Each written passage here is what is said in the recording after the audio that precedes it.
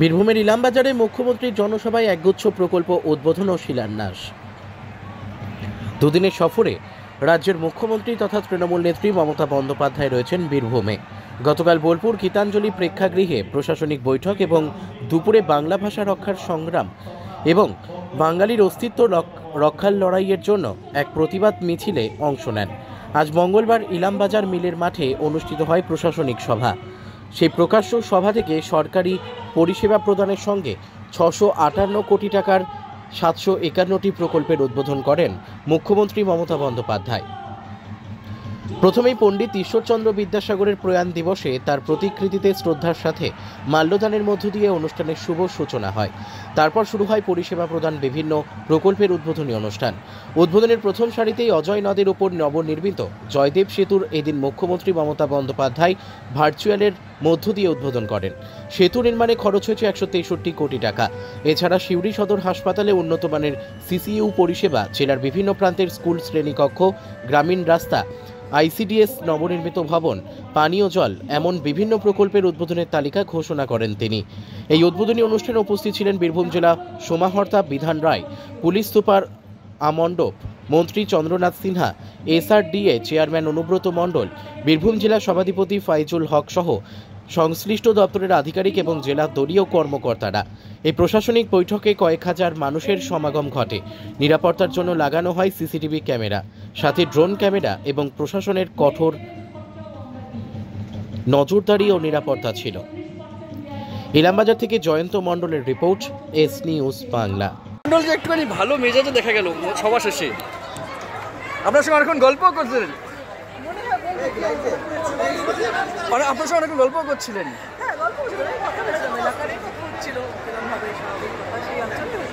বলছি, কনভেনার করার পর অনুব্রত মণ্ডল কি কোর কমিটির কাজ কি আরো সহজ হবে? সবাই নিয়ে চলবে, সবাইকে নিয়ে একই সঙ্গে একই মতামত দেওয়া হবে এবং সবাই এগ্রি করলে সে কাজটাই হবে। অনুব্রত মণ্ডলকে কনভেনার করার পর কি কাজটা আরো সহজ হবে?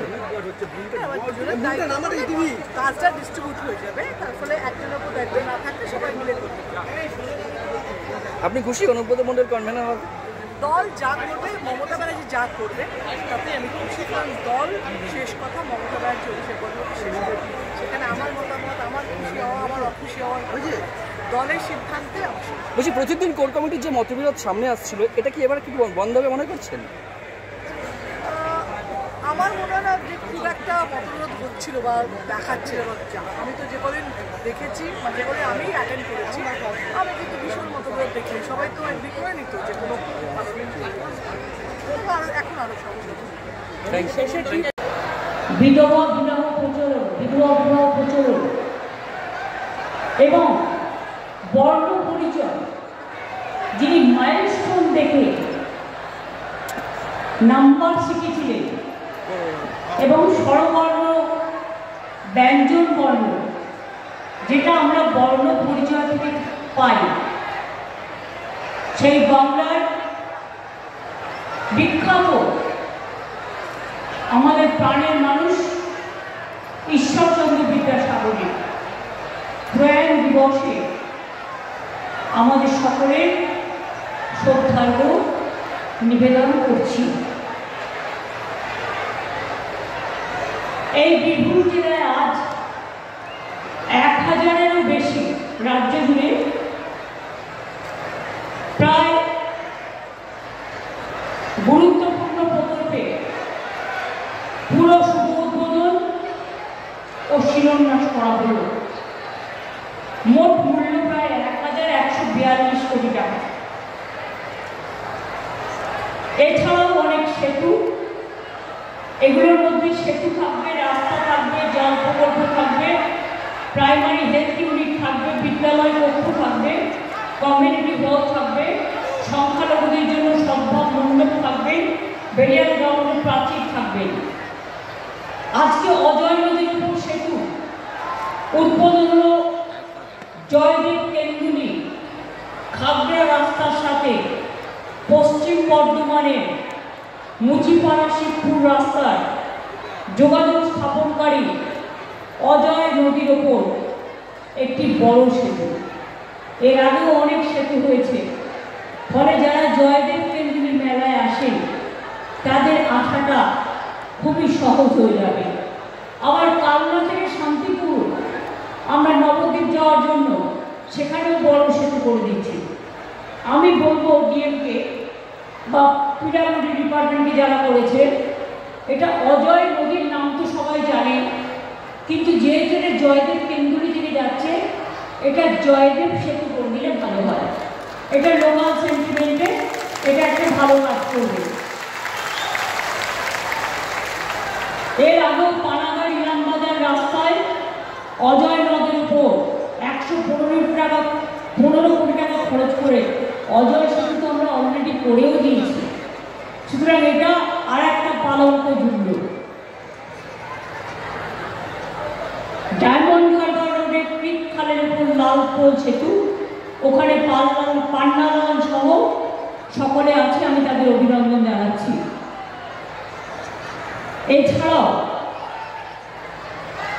বিশেষ করে মালদায় টাঙ্গন নদীর উপর 5টি সেতু উদ্বোধন করা হলো, যা মালদা ও দক্ষিণ দিনাজপুরের সংযোগকারী গুরুত্বপূর্ণ গাজল বামনগুলা রাস্তায় টাঙ্গন নদীর ওপর বিভিন্ন খাড়ির ওপর 5টা সেতু করে দেওয়া হয়েছে এবং পুরনো 5টা সেতুকে রিপ্লেস করে এটা করা হয়েছে।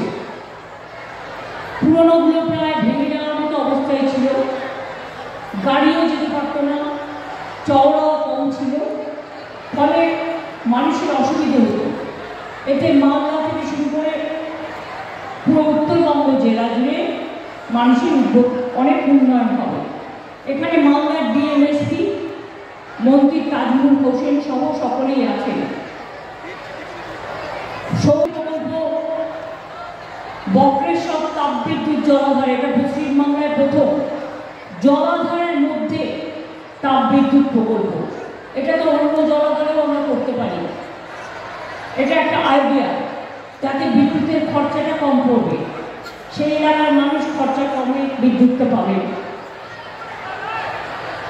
সিউড়িতে হাইব্রিড জেলা হাসপাতালে খুব উচ্চমানের হাইব্রিড সিসিইউ তৈরি করা হলো, তাতেও 1 কোটি 19 লক্ষ টাকা দেওয়া হয়েছে। ওখানেও সিউড়ি মিউনিসিপ্যালিটির চেয়ারম্যান রবীন সোরেন, বিডিও এবং বিকাশ তো এখানে আছে দেখছি, ওখানে আছে। এছাড়াও ডায়মন্ড হারবারে বসিরহাটে ডায়ালিসিস ইউনিট করা হলো, এখানেও 2 কোটি টাকা খরচ হয়েছে। ওই